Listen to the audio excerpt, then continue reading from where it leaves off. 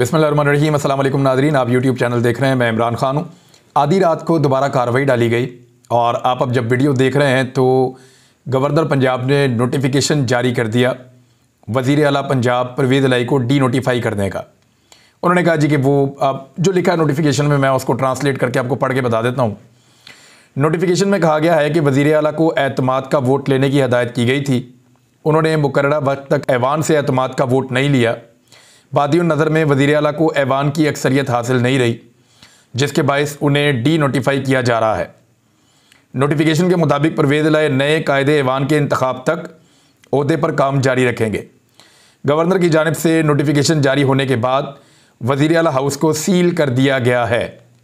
दूसरी जानिब ज़राए का कहना है कि पाकिस्तान तहरीक इंसाफ और मुस्लिम लीग काफ डी नोटिफाई करार दिए जाने के खिलाफ अदालत में जाएगी और कानूनी तौर पर परवेज़ इलाही आज के इजलास की कार्रवाई का हिस्सा नहीं बन सकेंगे। अब ज़रा थोड़ा गौर कीजिए हुआ क्या है।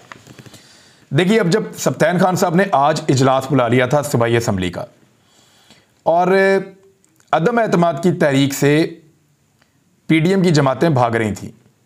आज अदम एतमाद की तहरीक पे कार्रवाई शुरू हो जानी थी और पीडीएम की जमातों को 186 नंबर पूरे करने थे। उनके पास रोध होके सिर्फ 180 नंबर हैं। 180 पीटीआई के पास हैं और 10 काफ लीग के पास हैं। वो 10 परवेज़ इलाही के साथ कमिटमेंट के साथ खड़े हुए हैं और वहां कोई बड़ी तब्दीली नहीं आ रही। लिहाजा वो जो 10 लोग हैं वो जब नून लीग के साथ नहीं जा रहे या परवेज़ इलाही अपने खिलाफ तहरीक अदम एतमाद में वोटिंग नहीं करवा रहे, तो अदम एतमाद का सामना नहीं कर सकती पीडीएम की जमातें। अब उन्होंने अपने आप को एक ऐसी मुसीबत में फंसा लिया था कि इससे बचने का कोई और रास्ता नहीं था। यानी इससे बचने का एक ही रास्ता था कि वज़ीर आला पंजाब को डी नोटिफाई कर दिया जाए और फिर उन्होंने वज़ीर आला पंजाब को डी नोटिफाई किया। यह काम आधी रात को किया गया है।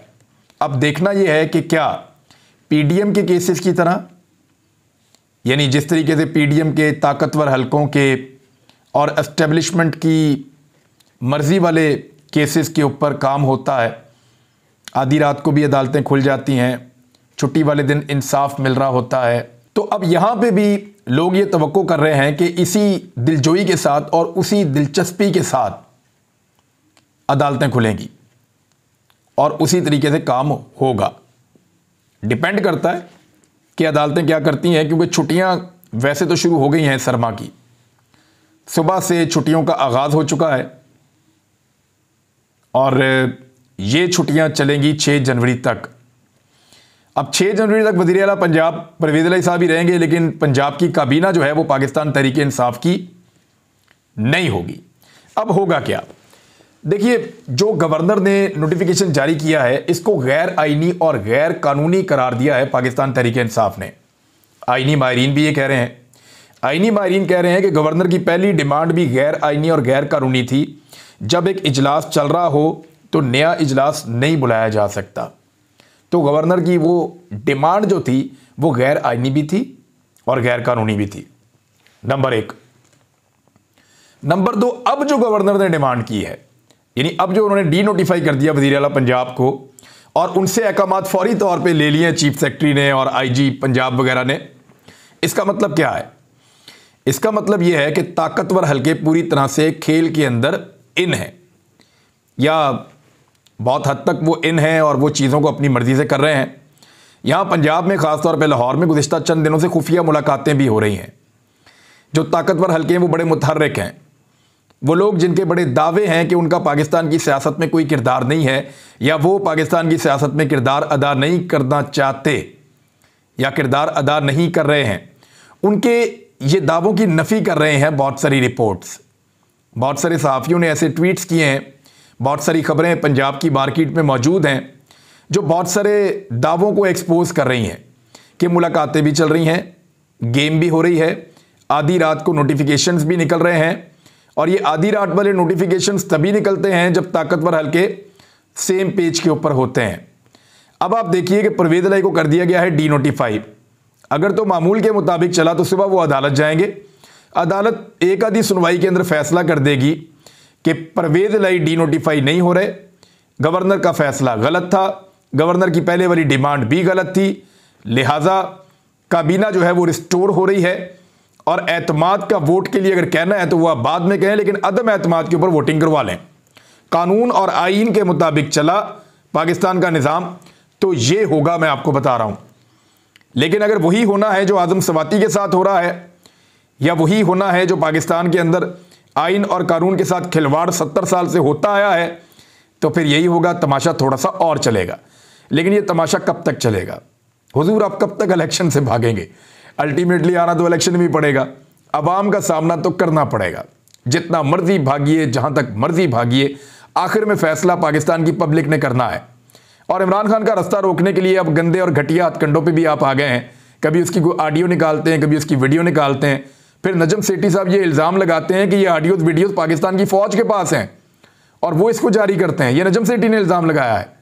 बहरहाल अब ये घटिया तरीन चीज़ें पाकिस्तान के अंदर की जा रही हैं और सियासत को उसी घटिया तरीके से अंजाम दिया जा रहा है जिस तरह एक दौर में PMLN के लोग बेनज़ीर भुट्टो के खिलाफ करते थे। अब पीपल्स पार्टी, PMLN, फजल रहमान और बाकी सारी जमातें मिलकर, और एस्टेब्लिशमेंट की उनको आशीर्वाद है, पाकिस्तान का 95% मीडिया उनके साथ है, वो सारे मिलकर इमरान खान के खिलाफ कर रहे हैं। लेकिन फिलहाल जो अवाम है वो इमरान खान के साथ खड़ी हुई है। अगर अदालतें खुलती हैं तो ये मामला एकदम साइड पे हो जाएगा।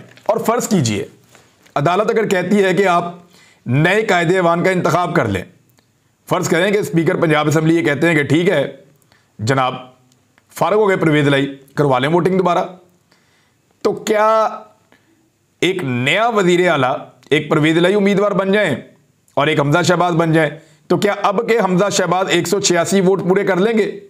कैसे करेंगे? क्योंकि पाकिस्तान तहरीक इंसाफ का एक भी वोटर उधर वोट डाल नहीं सकता, डालेगा तो गिनती नहीं होगी। इसी तरह काफ लीग का एक भी वोटर उधर वोट डाल नहीं सकता, डालेगा तो गिनती नहीं होगी। और परवेज इलाही दोबारा वजीर आला पंजाब बन जाएंगे। ये तो सिंपल है। यानी मैक्सिमम ये किया जा सकता है कि जो ताकतवर हल्के हैं अगर वो मुतहर्रिक पूरी तरह से हो जाएं तो वो पाकिस्तान तहरीक इंसाफ के चंद लोगों को असेंबली तक आने से रोक सकते हैं और उनको दूर रख सकते हैं सूबाई असेंबली की बिल्डिंग से, ताकि वो वहां पे ना आए और परवेज इलाही को वोट ना डाल सकें और रन ऑफ इलेक्शन के अंदर हमजा शहबाज कामयाब हो जाएं। लेकिन वो कामयाबी भी कब तक रहेगी? अल्टीमेटली जाना तो इलेक्शन में ही पड़ेगा। तो ये बड़ी दिलचस्प सूरत हाल है। जितने ताकतवर हल्के हैं, बजाय इसके कि वो इन सारी चीज़ों से कुछ सीखें और अपने आप को इस सिचुएशन से बाहर निकालें और अवाम को पाकिस्तान का फैसला करने दें, वो फैसलों को अपने हाथ में रखते हुए अपने आप को मजीद एक्सपोज कर रहे हैं।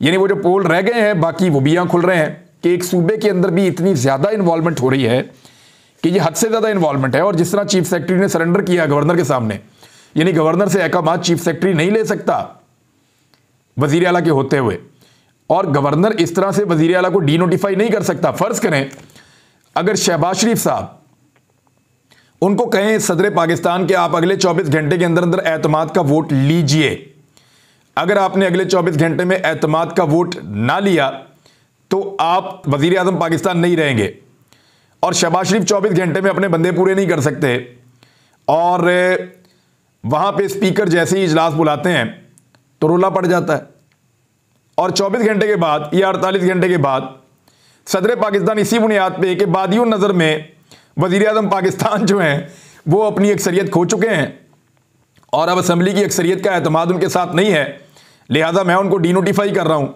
तो वज़ीर आज़म ऐसे फारिग हो जाएंगे और अगले वज़ीर आज़म के इंतखाब तक आप ये फतराए सर अंजाम देते रहें और आपकी जो 80 रुकनी काबीना है, पाकिस्तान की तारीख की सबसे हौलनाक और सबसे बड़ी काबीना, उसको तहलील किया जा रहा है। तो फिर क्या होगा? ये आइन और कानून का मजाक उड़ा रहे हैं।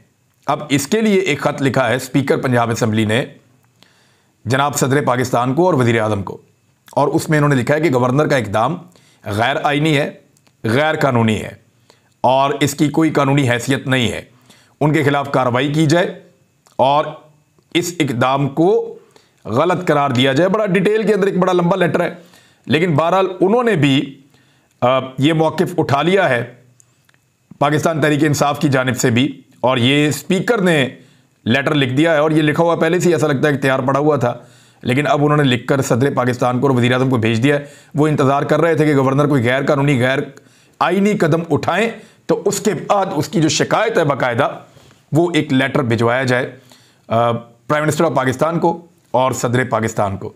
तो सिचुएशन बड़ी इंटरेस्टिंग है।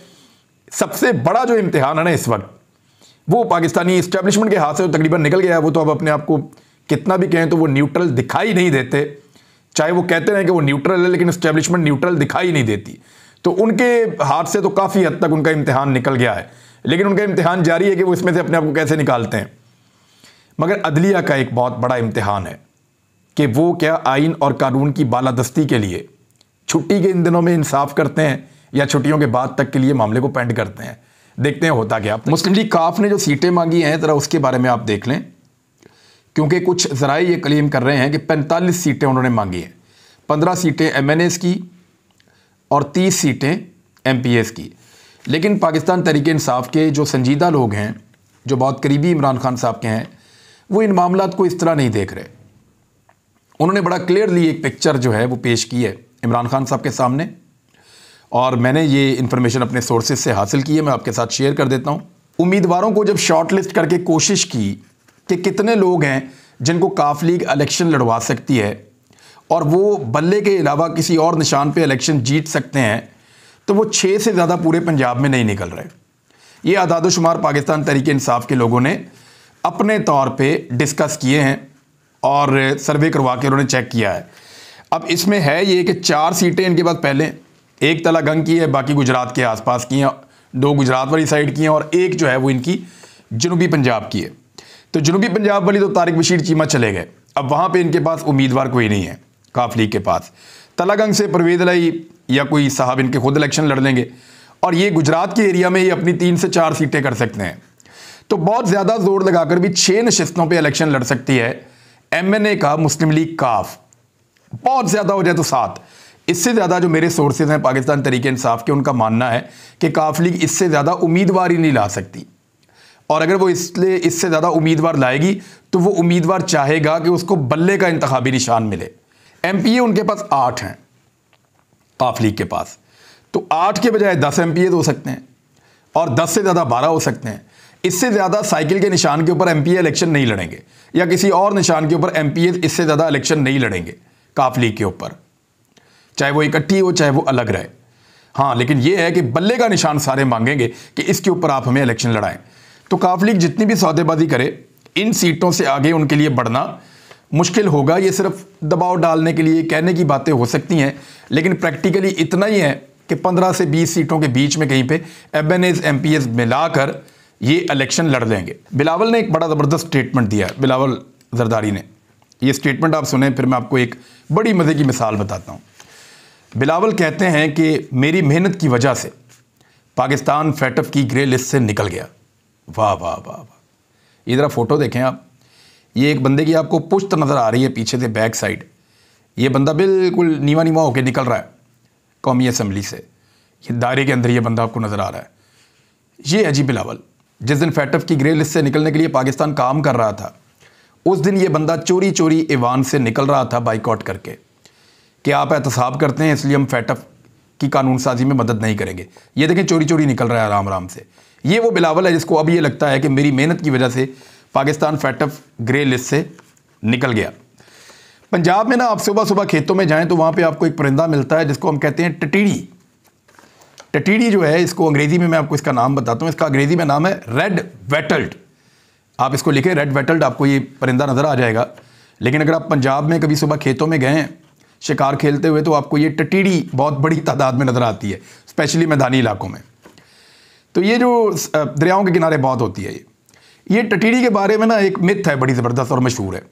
ये रात के वक्त अक्सर सोते हुए ना अपनी टांगें आसमान की तरफ कर लेती है, और टांगें आसमान की तरफ करती है तो जो पुराने बुजुर्ग हैं वो ये कहते हैं कि ये समझती है, ये बर्ड ये समझता है कि आसमान गिरने वाला है तो मैंने उसको संभाला हुआ है। तो बिलावल जो है वो सियासत की टटीड़ी बन गए हैं, क्योंकि वो ये समझ रहे हैं कि FATF की ग्रे लिस्ट में से बिलावल ने पाकिस्तान को निकाला है। अभी एक जर्नल रिटायर हुए हैं कमर जावेद बाजवा, उनको लगता है उन्होंने निकाला है। पाकिस्तान तहरीक इंसाफ को लगता है उन्होंने निकाला है। अभी उन दोनों का फैसला नहीं हो रहा था, बीच में ये साफ टपक पड़े कि जनाब मैंने निकाला है FATF की ग्रे लिस्ट से पाकिस्तान को। और हालत ये है कि जिस दिन कानून साजी हो रही थी उस दिन बिलावल जरदारी नीवे नीवे होकर कौमी असम्बली से निकल रहे थे कि मैंने इस कानून साजी में हिस्सा ही नहीं लेना, मैं इसका बाइकआउट कर दूंगा। तो वो टटीडी वाली मिसाल जो है ना कि सियासत की टटीडी बन गए हैं बिलावल, और वो ये समझ रहे हैं कि इस आसमान को उन्होंने उल्टा लेट के अपने पाँवों से रोका हुआ है, जैसा कि मैंने आपको मिसाल दी है। दूसरी जानिब एक और खबर है, जाते जाते आपको देते हैं। साबिक army chief general Qamar Javed Bajwa के अहले खाना का टैक्स डाटा लीक करने पर FBI के 3 अफसरान गिरफ्तार हो गए। लेकिन आपको याद है कि डाटा तो और लोगों का भी लीक हुआ था FBI में से, बहुत सारे लोगों का हुआ। अरशद शरीफ शहीद भाई का डाटा, उनकी तस्वीर एयरपोर्ट से लीक की गई थी। उस पर कौन मुअत्तल हुआ था और गिरफ्तार हुआ था?